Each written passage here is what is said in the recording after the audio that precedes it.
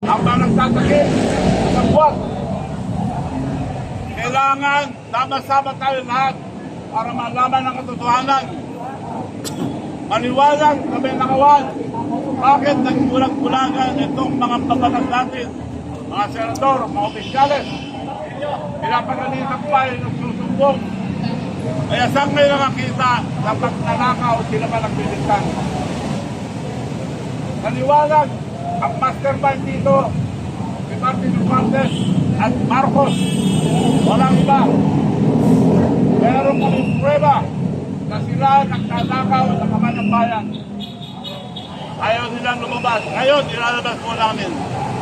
Mapatay man kami o hindi, lalabas ko at lalabas. Itong mga magtanakaw na ito na ang pinakamasamang magtanakaw sa buong mundo. Malalaman nyo ulit mamaya.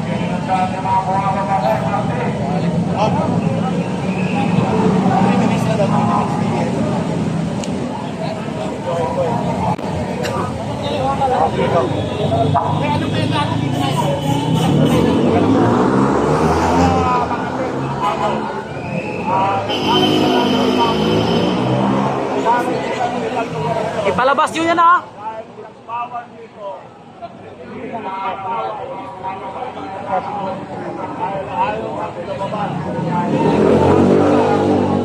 Mamaya, hindi naman nyo na yan ipalabas. Ang mga bias pa naman kayo. Palabas nyo yan ha.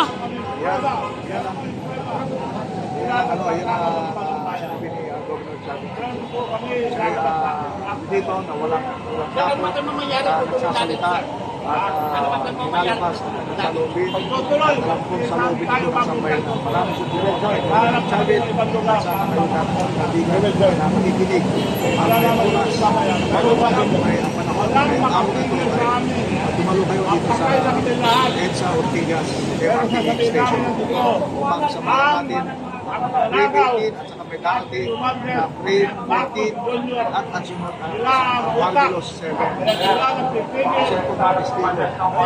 Martin Romualdez daw guys at si Marcos.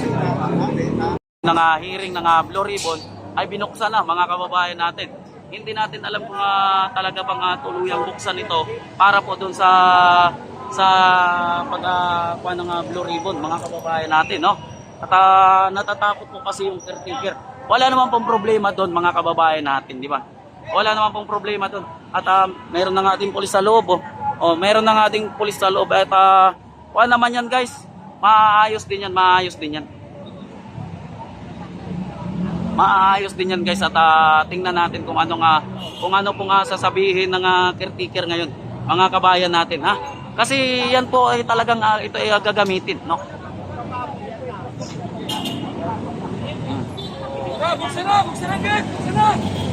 Ayan, at marami pong nagkuhan dito ngayon, napabuksan na yung gate, pero hindi pa po nila binubuksan ngayon. At may pumapasok na doon na pulis, pero ayun, pinalabas naman din mga kababayan natin, no? Pinalabas din kasi, syempre, pasensya na po kayo ha, kung hindi ko nababasa lahat ng mga comment niyo mga kababayan. Pero ito, ayun, nakipag-coordinate ang mga kapulisan na kung sakali bang pwede bang buksan ito. Nakipag-coordinate sila kasi nandiyan na po yun si Manong Chavit Singson at itong 14 Marines. Ito pala yung gagamitin? Oo. Saan? Diyan? Dito na sa'yo. Malaki yan. Malaki yan. So ito ang buksan. Ano ba to? Public? Private? Private. Sino kayo may-ari? Natatakot ang may-ari. Tinakot ibangat. Kaya tinatuloy. Pero ngayon ay talaga namang matutuluyan yan. Matutuluyan yung buksan kasi gawa ng parang ang may-ari ata nakakuan ata ng hindi maganda, no? Nakakuan ata ng hindi maganda, parang umayaw bigla ang may-ari. Mga kababayan natin biglang umayaw. Hindi natin alam kung bakit umayaw, guys. Hindi natin alam kung bakit umayaw. Tinakot yan, ibangat. Kasi wala pa daw coordinate sa caretaker eh. Wala pa daw sinasabi yung boss nila eh. Kaya hindi talaga nila mabubuksan. Pero ito ay talaga namang nakahanda na to para dyan. Oh yes. Ma'am Shuko Shudo, shout out sa'yo. Nakahanda na itong lugar na ito para sa Blue Ribbon Committee ngayong araw na ito, mga kababayan natin. At biglang dumating nga dito, itong si Manong Chavit Singson. Kaya ito ay bigla po silang natatakot ata, mga kababayan. Bigla po ata silang natatakot sa pagdating ni Manong Chavit Singson. Kaya ito po ay ang caretaker ay talagang na siyempre caretaker ka lang naman. Hindi naman sila pwedeng magsasabi dyan na buksan nila, di ba? Hindi po nila pwedeng pabuksan yan. Tawa na nga, nakipag-coordinate na din yung mga kapulisan, mga kababayan natin kung sakali man pabuksan, no? Pero wala pa talaga. Wala pa talagang bubuksan. Grabe pa namang init ngayon. Ayun. Grabe, ang dami din pulis ngayon, guys. Dagsa din yung mga kapulisan ngayon. Grabe pa namang init, guys, oh. Dagsa din yung mga kapulisan ngayon natin dito. Ay, nakipag-usap na. Hindi natin alam kung ano po yung dahilan kung bakit ito ay natatakot yung caretaker na buksan, guys. Hindi po natin alam, ha. Alamin po natin sa mga susunod na mga kabanata ngayon maya-maya. Ito na ata yung ayun na si Manong umakyat na. Umakyat na si Manong Chavit sa sasakyan, guys. Ayan. Iikot mo na yan kasi sobrang init. Sumakay din si Eric. At nandyan rin si Eric Silis, mga kabayan natin. Sobrang init, iikot lang yan at sobrang init sa panahon ngayon. Si Manong Chavit Singson. At one muna. Pahinga muna siya saglit kasi sobrang init ang panahon ngayon. No? At napakadami din ang mga ating mga kapuan dito ngayon, kasamahan, mga kababayan natin. Sobrang init ng panahon. Napakainit at ito lalong umiinit lalo nang hindi kasi nabubuksan to. Lalong umiinit kasi hindi nabubuksan tong gagamiting kuan ngayon, guys. BRC. Dito kasi gaganapin ang BRC. Pero bigla na lang natakot yung may-ari. Anong nangyari? Kaya abangan natin ang pagbubukas nito, guys. Kasi ito talaga ang gagamitin ngayong araw na ito. Di ba?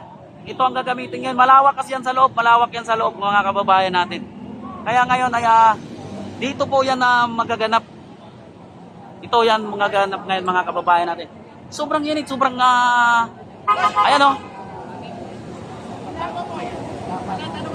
Pumayag. Siyempre kayo kinukuhanan ko. Pumayag pero ngayon hindi na. Insan, shout out sa'yo. Pumayag pero ngayon biglang binawi. Biglang binawi. Ano to? Tinatakot ba? Anong lang naman? Huwag niyong takutin para malalaman at si Manong Chavit ngayon ay titistigo na. Magsasalita po si Manong Chavit ngayon at sabi niya, isasabi daw talaga niya lahat kung ano mang nangyayari sa nakawan sa Kaban ng Bayan. At alam din niya, mga kababayan natin, di ba? Ang dami din dito ngayon nag-aabang talaga, guys. Ang daming nag-aabang para buksan lang yan. Kanya-kanya ng pistuan, no? Kanya-kanya ng pistuan na talagang gusto lang buksan yan. Mamami Cabrera, shout out. Sino pa nandun? Nawawala-wala ba yung signal natin, guys?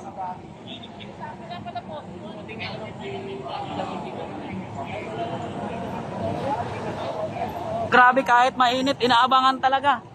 Inaabangan ang pagbubukas. Inaabangan ang pagbubukas. Ang problema, hindi nabuksan eh. Ano ba yan? Tirang bala, shout out sa'yo.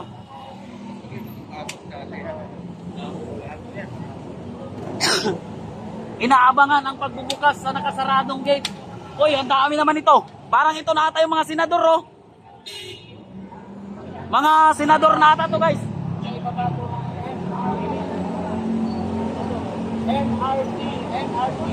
Ayan, nandyan na ata yung mga senador natin. Ayan, oh.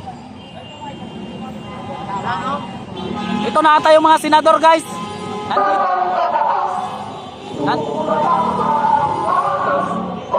Nandito na ata ang mga senador.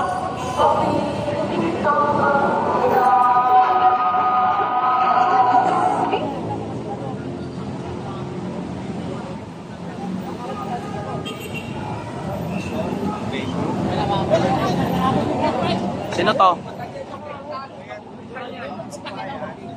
Ay, Si Ma'am Amy. Ma'am Amy Marcos, mga kababayan. Si Madam Amy. Papasukin, papasukin. Si Senadora Amy Marcos, putik na yun. Muntung pa ako natumba.